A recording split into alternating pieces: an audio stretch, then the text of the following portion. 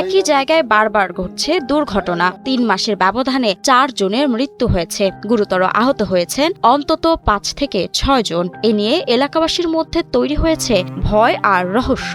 অতি প্রাকৃতিক কিছুর ভয় পাচ্ছেন তারা। অমঙ্গল দূর করতে সড়কের মাঝেই গণভোজনের আয়োজন করল এলাকাবাসী। এখানে মিলাদ পড়ানোর উদ্দেশ্য হলো আমাদের এই জায়গাটায় বারবার অ্যাক্সিডেন্ট হয় এবং বেশ কয়েকজন লোক মারা গেছে।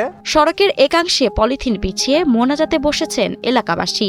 আল্লাহর কাছে 2 হাত তুলে বিপদ থেকে মুক্তি চাওয়ার পরে শুরু হয় খাবারের আয়োজন। বড় বড় পাতিলে রান্না করা খিচুড়ি খাচ্ছেন ছোট বড় সকলেই। মাদ্রাসার ছাত্রছাত্রী এবং স্কুলের ছাত্রছাত্রী প্লাস এই গ্রামবাসী সবাইকে নিয়ে এখানে আমরা একটা মিলাদের অনুষ্ঠান করছি।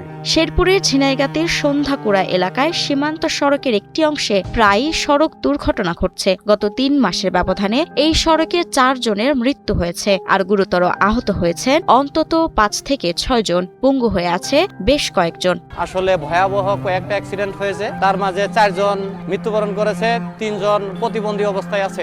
বারবার এমন ঘটনা হওয়ায় অমঙ্গল দূর করার উদ্দেশ্যে এলাকাবাসীর উদ্যোগে সড়কেই আয়োজন করা হয় গণভোজের। গত বুধবার বিকেলে সন্ধ্যাকুড়া সীমান্ত সড়কে গ্রামের সব বয়সী মানুষ অংশ নিয়ে গণভোজ শেষে করে বিশেষ মোনাজাত। যাতে এই জায়গায় আর কোনো সময় অ্যাক্সিডেন্ট না হয়, আল্লাহ পাক যাতে এই জায়গায় দুর্ঘটনা না দেয়, তাই আজকে এর জন্য যুব সমাজের উদ্যোগে এই জায়গায় একটা মিলাদের আয়োজন করা হয়েছে। সড়কটিতে যাতে এমন দুর্ঘটনা না হয়, আর কারো প্রাণ যেন না যায়, এমনটাই প্রত্যাশা গ্রামবাসীর। মহান আল্লাহ পাক যেন এই জায়গায় আর দুর্ঘটনা না ঘটায়, এটাই আল্লাহ তাআলার কাছে কামনা করি। সড়কের আশেপাশে একটি মাদ্রাসা ও একটি প্রাথমিক বিদ্যালয় থাকায় কোমলমতি শিক্ষার্থীরা প্রতিদিন আতঙ্ক নিয়ে রাস্তা পারাপার হচ্ছে। তাই সড়কের 2 পাশে স্পিড ব্রেকার স্থাপনের দাবি এলাকাবাসীর।